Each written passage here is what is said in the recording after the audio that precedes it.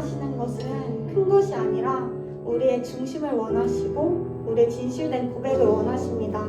이 시간 우리 함께 기도할 때 하나님, 주님, 우리의 마음을 열어 우리가 주님께 나아갑니다. 우리가 이 시간 주님께 진실된 예배 드리길 원합니다.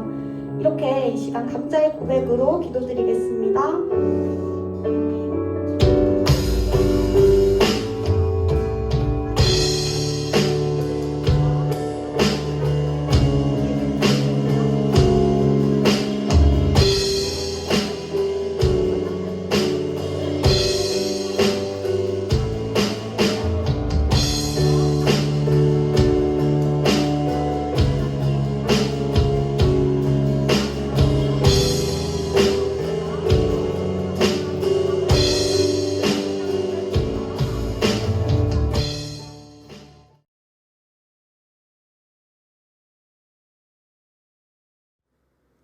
사도신경하심으로 예배 시작하겠습니다. 나는 전능하신 아버지 하나님 천지의 창조주를 믿습니다. 나는 그의 유일하신 아들 우리 주 예수 그리스도를 믿습니다. 그는 성령으로 잉태되어 동정녀 마리아에게서 나시고 본디오 빌라도에게 권한을 받아 십자가에 못 박혀 죽으시고 장사된 지 사흘 만에 죽은 자 가운데서 다시 살아났으며 하늘에 오르시어 전능하신 아버지 하나님 우편에 앉아 계시다가 거기로부터 살아있는 자와 죽은 자를 심판하러 오십니다. 나는 성령을 믿으며 거룩한 공교회와 성도의 교제와 죄를 용서받는 것과 몸의 부활과 영생을 믿습니다. 아멘. 안녕하세요, 프로문터 친구들. 자, 오늘의 말씀은 감사라는 제목으로 말씀을 함께 나누고자 합니다. 자, 본문 말씀 다니엘서 6장 10절 말씀 다 같이 읽어보도록 할게요. 자, 준비 시작. 다니엘이 이 조서에 왕의 도장이 찍힌 것을 알고도 자기 집에 돌아가서는 윗방에 올라가 예루살렘으로 향한 창문을 열고 전에 하던 대로 하루 3번씩 무릎을 꿇고 기도하며 그의 하나님께 감사하였더라. 아멘. 자, 본문 말씀에 이 조서가 무엇인지, 왕이 어떤 명령을 했는지, 그리고 다니엘은 어떤 사람인지 한번 살펴보도록 하겠습니다. 자, 다니엘은 어떤 사람일까요? 다니엘의 이름의 뜻은 하나님은 나의 심판자라는 뜻입니다. 다니엘은 우선 포로 출신입니다. 그리고 왕족과 귀족 출신으로 나타나고 있습니다. 또한 신체적인 결함이 없고 아주 잘생겼다고 합니다. 그리고 지능이 높으며 지식과 이해력이 아주 높다는 것을 알 수가 있습니다. 그리고 왕의 꿈을 해석하고 느부갓네살 왕에게 네가 이 비밀을 밝혀내는 것을 보니 참으로 너의 하나님은 모든 신들의 신이시며 모든 왕들의 주가 되시고 비밀을 밝혀내는 분이시구나 라고 고백하게 만드는 장본인입니다. 그리고 높은 자리에 앉게 되죠. 그리고 나라가 바뀌고 다리오 왕 시절에 나라의 총리가 3명밖에 없었는데 그 3명 중에 1명이 바로 다니엘이었습니다. 자, 다니엘서 6장 3절 말씀입니다. 다 같이 읽어보도록 하겠습니다. 다니엘은 마음이 민첩하여 총리들과 고관들 위에 뛰어남으로 왕이 그를 세워 전국을 다스리게 하고자 한지라. 자, 풀이하자면 다니엘은 총명에서 모든 관직에 있는 사람보다 뛰어나서 왕이 그에게 나라의 모든 일을 맡길 생각이었습니다. 총리의 자리보다 더 높은 직책을 주겠다는 거죠. 이 말씀에서 다리오 왕이 다니엘을 얼마나 아끼고 특별하게 생각하고 있는지 알 수가 있는 장면입니다. 자, 다니엘서 6장 4절 말씀 함께 읽어보도록 하겠습니다. 이에 총리들과 고관들이 국사에 대하여 다니엘을 고발할 근거를 찾고자 하였으나 아무 근거, 아무 허물도 찾지 못하였으니 이는 그가 충성되어 아무 그릇됨도 없고 아무 허물도 없음이었더라. 아멘. 이렇게 다리오 왕의 편애가 티가 나고 총애가 다른 사람들과 다르기 때문에 고관들과 총리들이 다니엘을 시기 질투를 합니다. 왜 그럴까요? 다니엘은 앞서 말했듯이 출신이 바로 포로 출신입니다. 유다의 포로 출신이고 자신들이 멸망시킨 바벨론의 사람이었죠. 즉 바벨론 왕궁에 있던 사람이었습니다. 하지만 다리오 왕 측근들은 누구입니까? 모든 전쟁에서 이긴 그 자긍심과 자존심이 엄청나게 강하고 센 사람들이었겠죠. 그리고 엄청나게 자존감이 높은 사람들이었을 겁니다. 하지만 다리오 왕이 총애하는 사람은 그 측근들이 아니라 자신들이 멸망시킨 바벨론의 왕궁에 있었던 유다 포로 출신의 다니엘이었습니다. 그래서 안에 꽂게 봤을 겁니다. 말 그대로 굴러온 돌이 박힌 돌 빼내는 격이었죠. 그래서 모든 관직에 있던 사람들을 다니엘을 안에 꽂게 봤을 겁니다. 다니엘은 무슨 잘못을 했나요? 아니면 부하들을 못살게 굴었나요? 저희들이 읽은 6장 4절의 말씀을 보면 아무 근거, 아무 허물도 찾지 못하였다고 말하고 있습니다. 그리고 나라에 충성하고 아무 흠도 없고 잘못도 없다고 말하고 있습니다.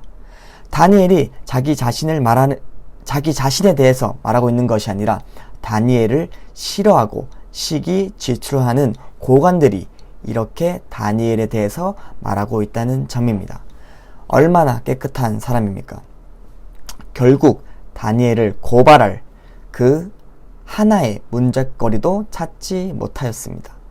다니엘의 종교와 관련된 일 아니면 앞으로도 평생 문제거리를 찾을 수 없다고 생각하였습니다. 자, 다니엘서 6장 7절 말씀 다 같이 읽도록 하겠습니다. 나라의 모든 총리와 지사와 총독과 법관과 관원이 의논하고 왕에게 한 법률을 세우며 한 금령을 정하실 것을 구하나이다. 왕이여, 그것은 곧 이제부터 30일 동안에 누구든지 왕 외에 어떤 신에게나 사람에게 무엇을 구하면 사자굴에 던져 넣기로 한 것이니이다. 자, 이 말씀 정말 웃기지 않습니까?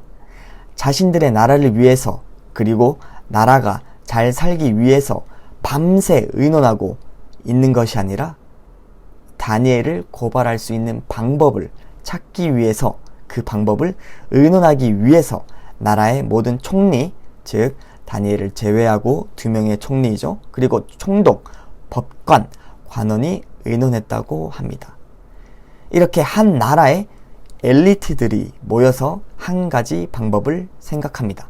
바로 30일 동안 누구든지 왕 외에 어느 신에게나 사람에게 기도하면 사자굴에 던져 넣기로 하는 그런 법입니다. 다리오 왕은 인간적인 마음으로 신보다 자기 자신을 높여주는데 누가 싫다고 하겠습니까?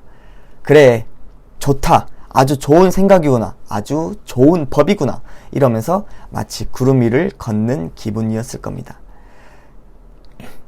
그래서 다리오 왕은 그 방법이 적힌 조서에 자신의 직인을 찍습니다.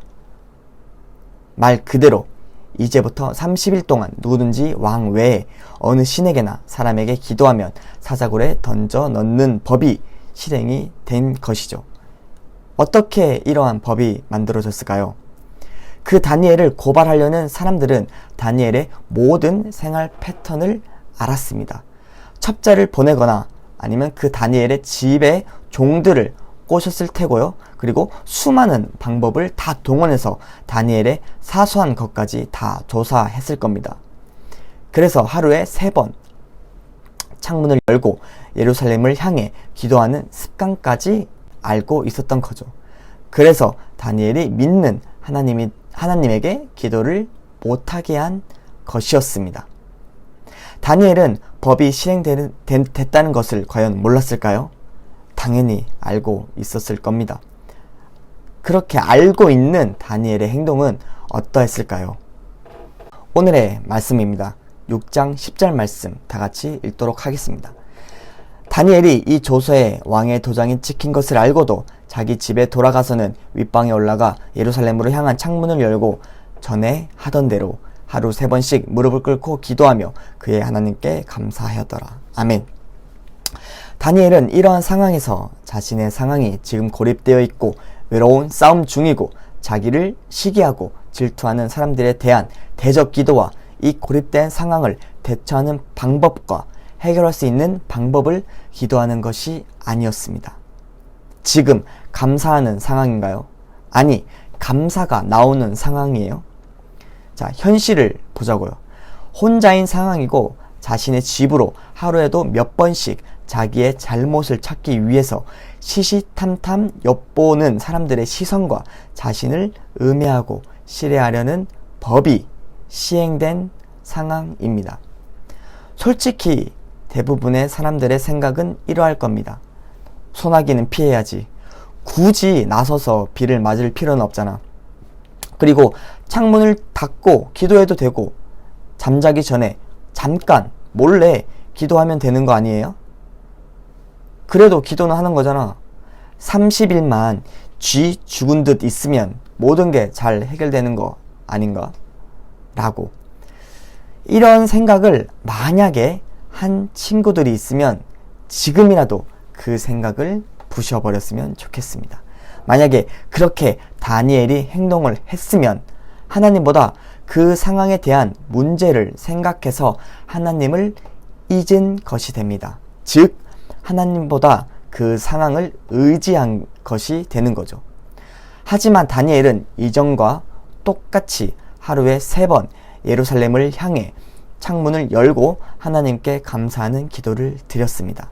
이 모습은 바로 나는 상황과 환경과 조건 이런 것들을 의지하지 않고 신경 쓰지 않는다. 오직 나의 구원자 여호와 하나님만 바라보고 의지한다.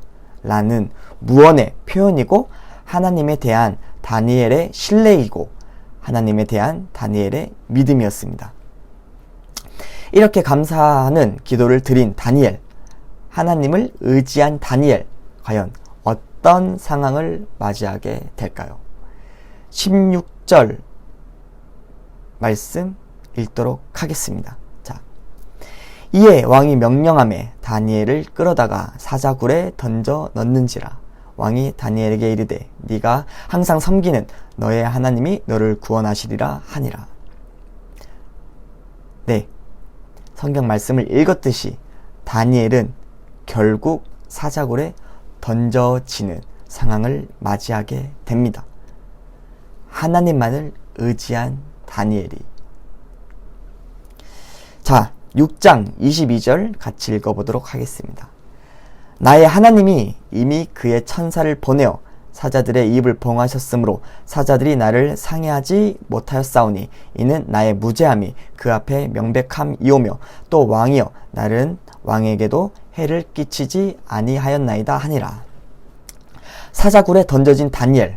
하지만 사자의 입을 봉인하고 다니엘의 무죄를 증명하게 됩니다. 그리고 그 뒤의 상황은 다니엘을 음해하고 시해한 고관들이 오히려 사자굴에 던져졌고 바닥에 떨어지기 전에 사자들의 밥이 되었습니다. 그 뒤에 다리오 왕이 하나님의 영광을 찬양하는 조서를 전국에 배포합니다. 그리고 다니엘은 다리오 왕 때뿐만 아니라 그 다음 왕 고레스 왕의 시대까지 형통하였다고 성경에 적혀져 있습니다.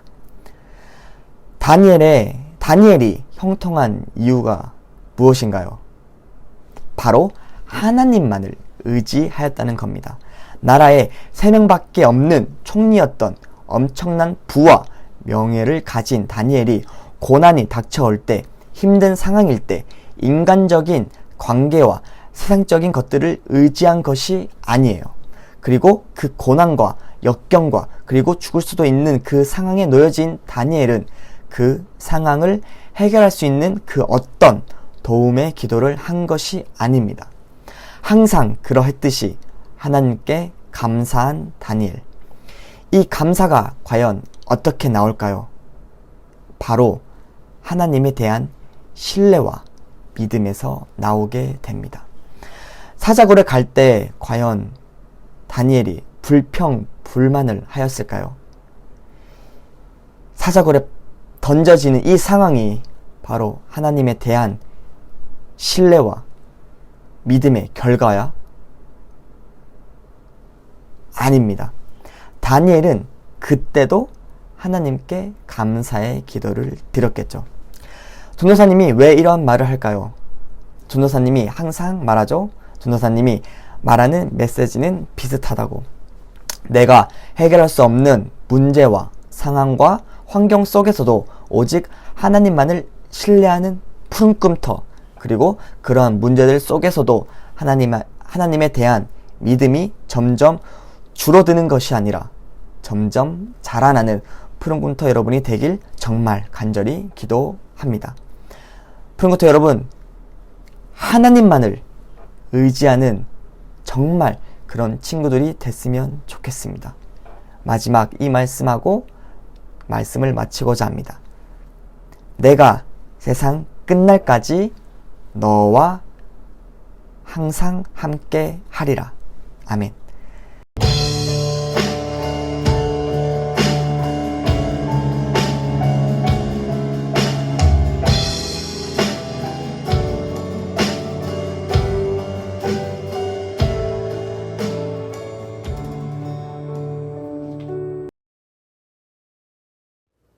주기도문으로 푸른 꿈터 예배 마치겠습니다.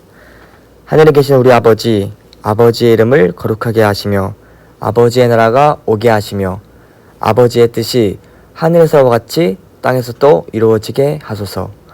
오늘 우리에게 일용할 양식을 주시고 우리가 우리에게 잘못한 사람을 용서하여 준 것 같이 우리의 죄를 용서하여 주시고 우리를 시험에 빠지지 않게 하시고 악에서 구하소서. 나라와 권능과 영광이 영원히 아버지의 것입니다. 아멘.